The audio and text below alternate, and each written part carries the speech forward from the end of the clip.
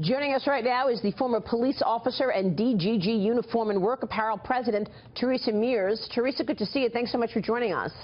Good morning. Thank you. You're a small business owner. We want to talk about tax reform from your standpoint, from a small business owner's standpoint. But you testified about tax reform last week in front of the House Ways and Means Tax Committee, the Tax Policy Subcommittee. As a small business owner, what was your message to Congress?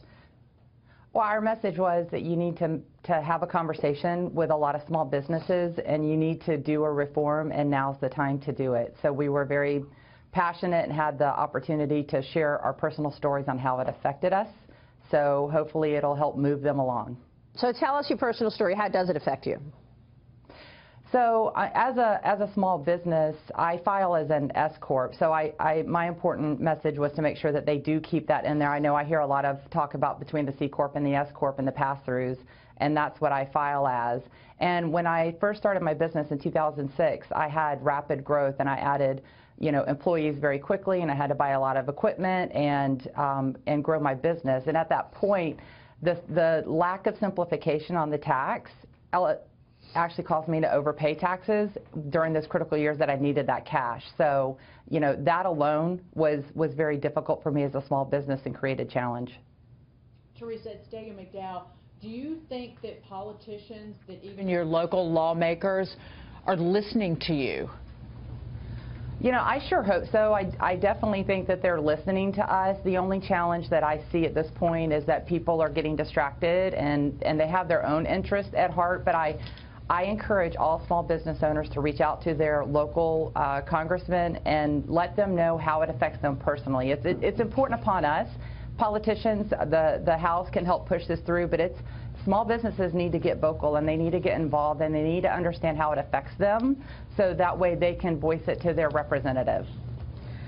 Teresa, this is Mercedes. One quick question. So we know that the House, the Senate bill on the health care reform pretty much is dead at this point. How does that impact your small businesses in terms of the health care cost? Well, I mean, it is obviously impacted by business as far as cost and the insurance premiums as well. So I was a little disappointed to see that. The bright side of it would be maybe everybody can refocus on the tax reform, and we can at least get that pushed through. So your tax rate right now is 35%?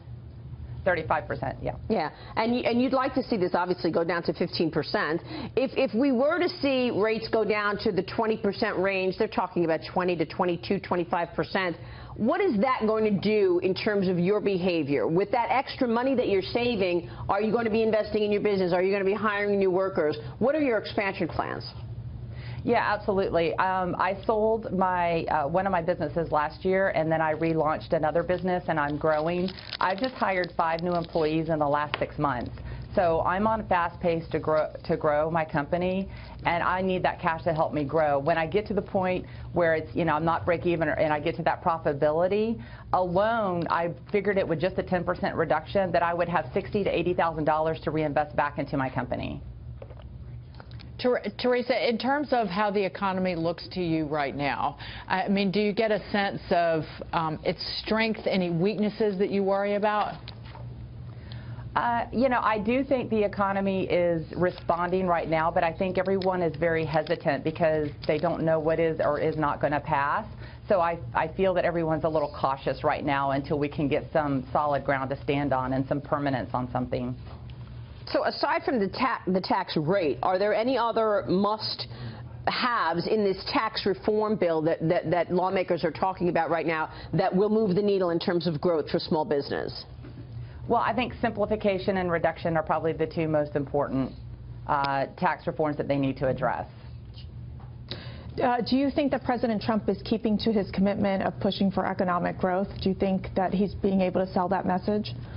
I do. I think he is trying to do that, and I think everyone's trying to figure out how to work together to get that done. And I truly do hope that the bipartisan comes into play and that they're able to look at the small businesses, because as you go down the road, just sit in the passenger seat and you look out the window, you just see small business after small business after small business. And that is what makes the employment number move. And we're the ones that are the backbone of America. So you have to do something for us.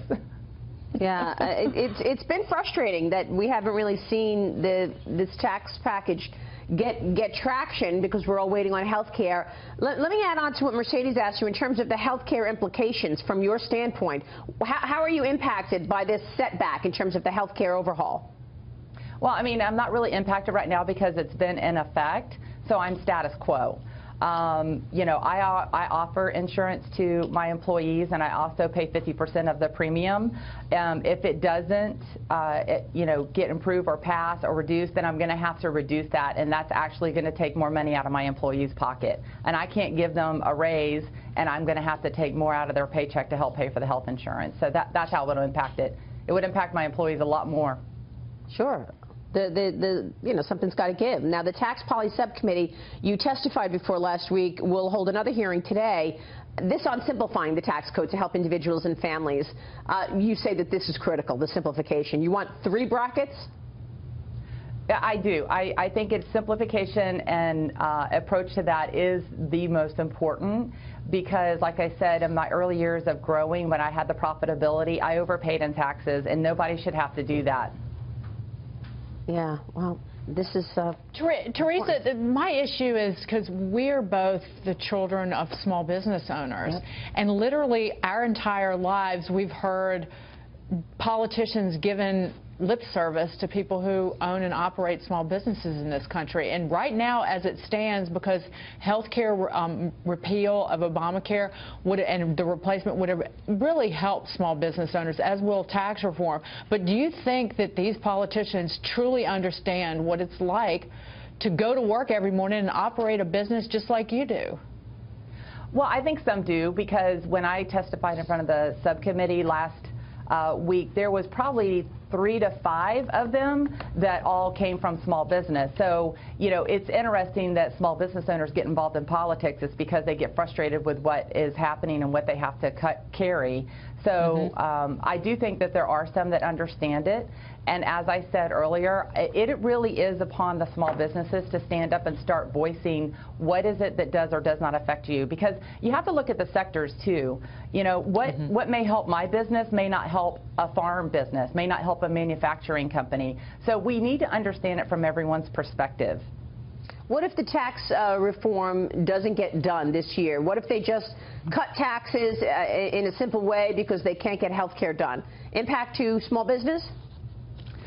Yes, as it always has been. You know, I mean, we're surviving, but it's not fun, and we're at a point where, you know, something has to give. So I think you'll see some frustration. I think you'll see some people that may not try to continue or grow their business, and that would hurt employment numbers, and it would definitely hurt the economy.